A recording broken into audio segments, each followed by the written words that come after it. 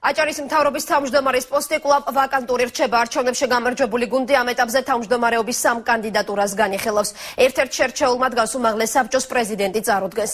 ერთი და იგივე კანდიდატურის წარდგენის საშუალება ქვეყნის პირველ პირს ორჯერ აქვს. თუ უმაღლესი საბჭო მთავრობის თავმჯდომარის კანდიდატურას ორივეჯერ ჩააგდებს, მაშინ პრეზიდენტს საბჭოს დათხოვნის უფლება მიეცემა. უმაღლესი საბჭოს პირველი სხდომა 31 ოქტომბრამდე ჩატარდება და აჭარის მთავრობის თავმჯდომარის ლევან ვარშალომიძეს უფლებამოსილება ოფიციალურად შეუჩერდება. უმაღლესი საბჭოს დეპუტატები ნოემბრის პირველ კვირას აჭარის მთავრობის თავმჯდომარეს დაამტკიცებენ. ამ ეტაპზე არჩევნებში გამარჯვებულ კოალიციაში 3 კანდიდატი განიხილება.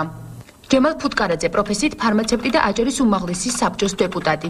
არჩილ ხაბაძე 31 წლის ქართულ ბანკის აჭარის ფილიალის ხელმძღვანელი, პროფესიით ეკონომისტი. არმაზ ახვლედიანი 42 წლის პოლიტიკურ მეცნიერებათა დოქტორი, იყო 2 მოწვევის პარლამენტის წევრი. საქართველოს პარლამენტში ჯერ პარტია აღორძინების კავშირს წარმოადგენდა, 1999-2004 წლებში კი მოქალაქეთა კავშირს. იყო ასლან აბაშიძის თანაშემწე. ქრისტიან დემოკრატი თამაზ ბაკურიძე ამბობს, რომ არმაზ ახვლედიანი იყო პირველი, ვინც აბაშიძეს დაუპირისპირდა. ის იყო პირველი, ვინც დაუპირისპირდა აბაშიძეს პირადად მას, რომლის მომსწრე ვიყავი მეც ბათუმის სახელმწიფო უნივერსიტეტში. ეს მოხდა იმ დღეს, როდესაც აბაშიძემ თანამდებობიდან გაათავისუფლა არმაზ ახვლედიანის მამა აზიზ ახვლედიანი და არმაზმა წამოდგა და პირდაპირ უთხრა აბაშიძეს ძალა აღმართ ხნავს. არასამთავრობო ორგანიზაციის წარმომადგენელი ასლან ჭანიძე აჭარის მთავრობის თავმჯდომარის ყველა კანდიდატს არ იცნობს. ამბობს, რომ მთავრობის თავმჯდომარის ნებისმიერ ქმედებაზე პასუხისმგებელი გამარჯვებული პოლიტიკური პარტია იქნება. გადაწყვიტა გამარჯვებულმა პოლიტიკურმა პარტიამ თუ ვინ მისი გადასაწყვეტა თუ ვინ იქნება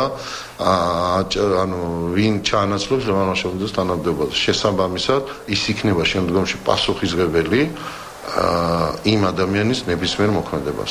კოალიცია ქართული ოცნების წევრი დავით ბაციკაძე ფიქრობს, რომ სამივე კანდიდატი კონკურენტ უნარიანია. ჩემი აზრით სამივე საპირწონე კანდიდატურაა და უბრალოდ ამას უნდა დავსწრე და კიდევ ერთხელ გავიარო და გადავწყვეტოთ საბოლოოდ თუ ვინ იყოს ის ერთი ამ 3-დან. ნაციონალური მოძრაობის ერთ-ერთი ლიდერი აჭარაში პეტრე ზამბახიძე აჭარის უმაღლესი საბჭოს დეპუტატია. კოალიციაში დასახელებულ სამივე კანდიდატს იცნობს, თუმცა ჯერჯერობით არ გადაუწყვეტია დაუჭერს თუ არა მხარს რომელიმე კანდიდატს. გადაწყვეტილება ჩვენ მივიღეთ ფრაქციის სტომაზე, მას შემდეგ რაც გვექნება შეხვედრები თითოეულ კანდიდატთან და ერთ შემიძლია გითხრათ, რომ ძალიან მნიშვნელოვანია ნებისმიერი კანდიდატის პროგრამა.